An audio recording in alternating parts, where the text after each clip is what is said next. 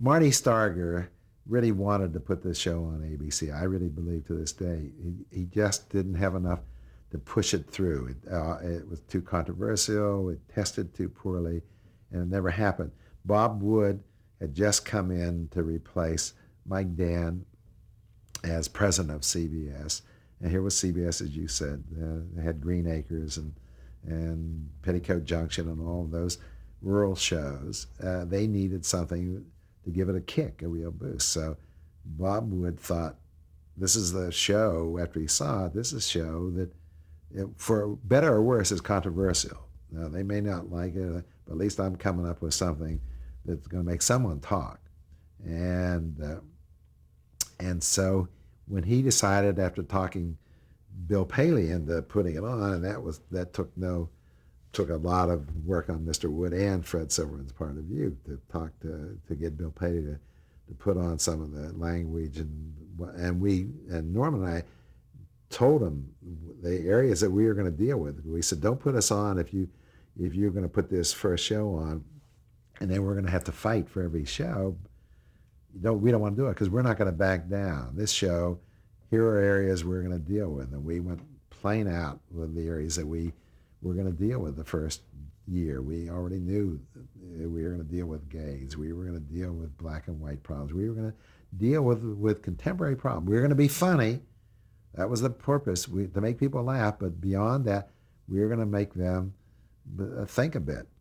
And if you don't see that on, then don't put the show on. At that point, Norm and I were doing reasonably well in the motion picture industry, and we didn't need this.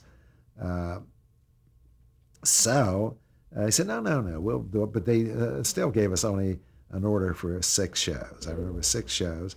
They would have to pay off the cast for 13. They'd pay us for the 6, and they'd pick up the below the line. That was it. And they put it on with qualifiers, did they not? Yeah, and so it went on. It went on Tuesday night, following Hee Haw, another show that was on CBS. It certainly had the demographics. You couldn't find 2 shows that were opposite. Wasn't a very good lead. Not a very good lead, in to say the least.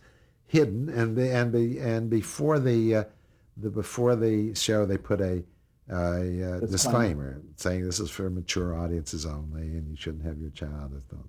So what happened was, the show now goes on, and the world didn't come apart, nor were they bombarded with phone calls. They got some, but they didn't.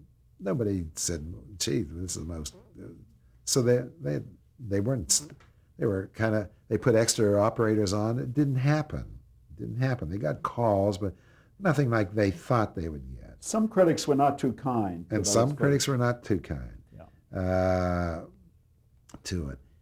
And what happened was, it did fairly good, but not a big rating at all, because it was following Hee Haw.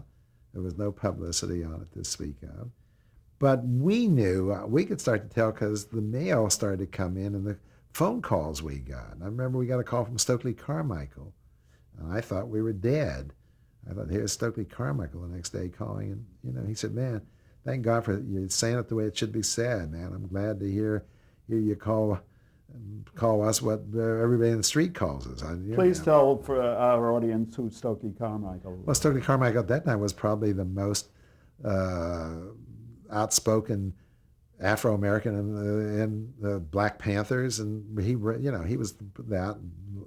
What was considered the most dangerous militant. I guess that's a proper word. The most militant Afro-American there was. And here the guy called us up and paid us a compliment. So we felt that we were somewhere in the vicinity of not being all wrong. We were not totally positive either, but we were. And that night, I'll tell you one other incident that happened. The opening night, we had taped 2 shows. The second show was not a very good show.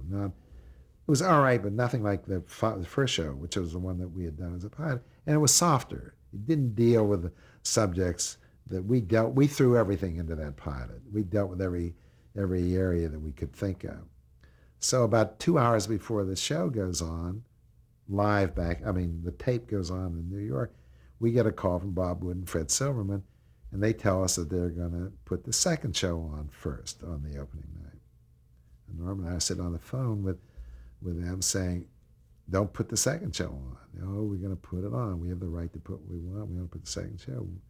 So we said, well, you put the second show on, you will never see either one of us again, because I'm telling you right now, we check out. I hope you can take the show off the air after the second show, because we won't be with you.